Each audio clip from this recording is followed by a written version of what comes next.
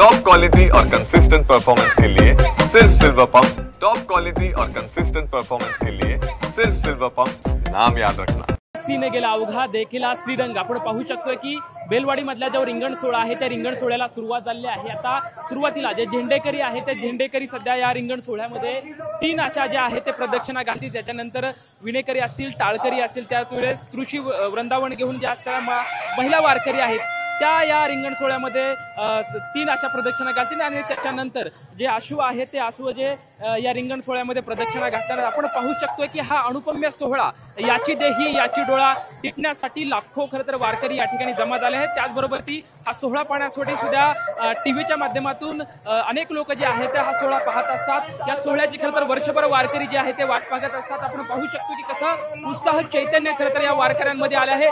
टाळ मृदुगाचा निनाद करत, भक्तीचा नाद करत खरं तर हे वारकरी जे आहेत हा सोहळा पाहण्यासाठी या ठिकाणी आल्यात।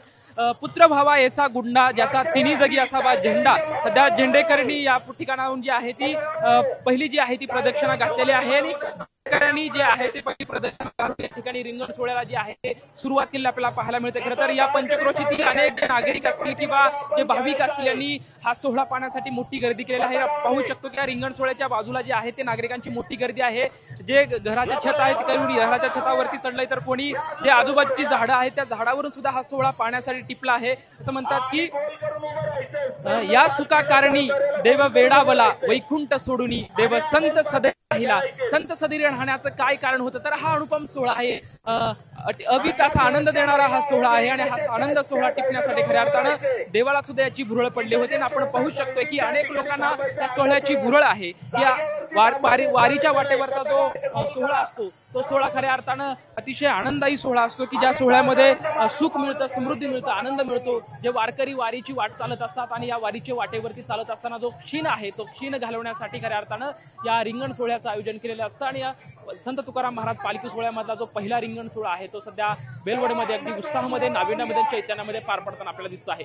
कॅमेरामॅन अभिजित पिसेसोबत लक्ष्मण जाधव, टीव्ही मराठी, बेलवडी।